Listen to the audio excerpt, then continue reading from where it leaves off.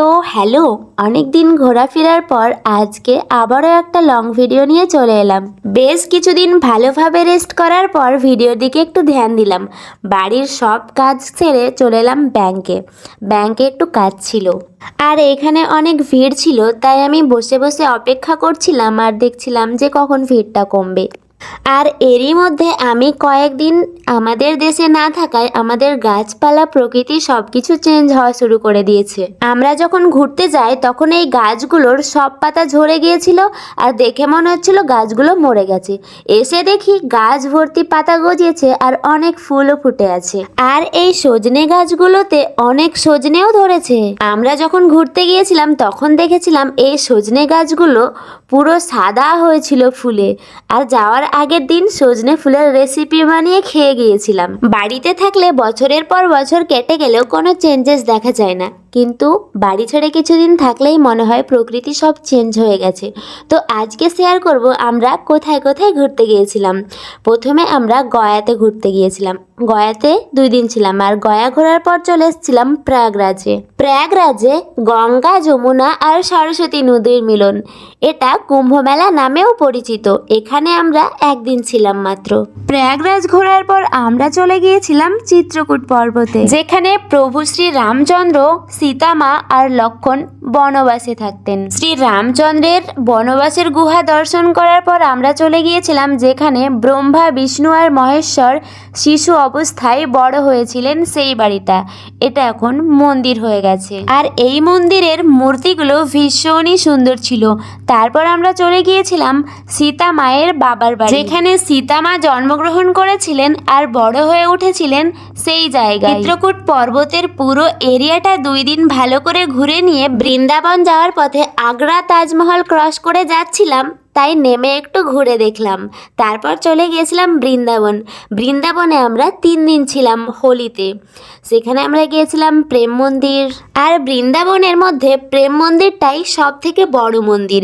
এখানে আমরা চলে গিয়েছিলাম নিধিবনে ভগবান শ্রীকৃষ্ণ, রাধারানী আর তার সখীগণ রাসলীলা করতেন। তারপর আমরা চলে গিয়েছিলাম বর্ষানা, যেখানে শ্রী রাধারানীর জন্ম হয়েছিল। বৃন্দাবন ঘোরার পর আমরা চলে গিয়েছিলাম দিল্লিতে। আর দেশের দিক থেকে 1 নাম্বার দেব আমি দিল্লিকে, কারণ দিল্লির মতো পরিষ্কার পরিচ্ছন্ন আমি কোথাও দেখিনি। তো দিল্লিতে আমরা ঘুরতে চলে গিয়েছিলাম ইন্ডিয়ার গেটে। দিল্লিতে আমরা পুরো দিনটা ঘুরেছিলাম, আর এটা ছিল লাল কেল্লা। দিল্লি ঘোরার পর আমরা চলে গিয়েছিলাম কুরুক্ষেত্রে, যেখানে 5 ভাই পাণ্ডব আর 100 ভাই দুর্যোধনদের যুদ্ধ হয়েছিল। আর এই পবিত্র স্থানের এই গাছের নিচে ভগবান শ্রীকৃষ্ণ অর্জুনকে গীতা জ্ঞান দান করেছিলেন। কুরুক্ষেত্রের মাঠ অনেক বড় এরিয়া নিয়ে রয়েছে। এখানে আমরা 2 দিন ছিলাম। কুরুক্ষেত্রের মাঠে ঘুরতে আমাদের ভীষণই ভালো লেগেছিল।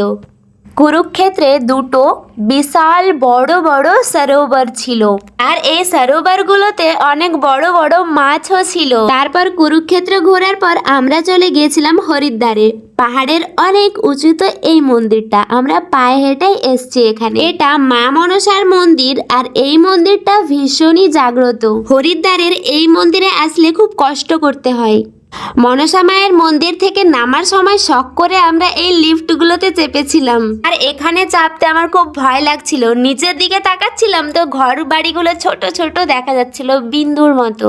আমি আর আমার দেওর দুজনে শখ করে এগুলোতে চাপছি, আর বাকি সবাই আমাদের সাথে যারা এসছে তারা পায়ে হেঁটে পাহাড় থেকে নিচে নামছে। আর এদিকে ভয়ে আমি রাধা রাধা রাধা রাধা নাম জপ করছিলাম। যদিও পাহাড়ে উঠতে যতটা কষ্ট হয়েছিল, নামতে অতটা কষ্ট হতো না। তারপর চলে এসেছিলাম হরিদ্বারের গঙ্গা নদীতে, আর এই নদীতে স্নান করার পরেই হয়েছিল আমার সেই অবস্থা।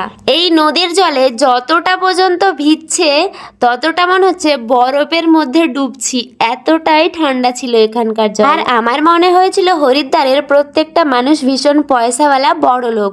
হরিদ্বারের ঘর বাড়ি দেখে আমার এরকম মনে হয়েছিল, সত্যিটা কি সেটা জানি না।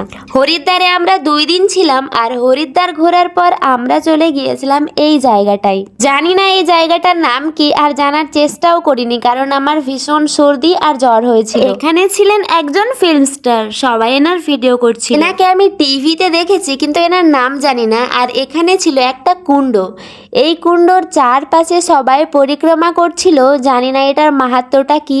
তারপর আমরা চলে গেছিলাম অযোধ্যার রাম মন্দিরে।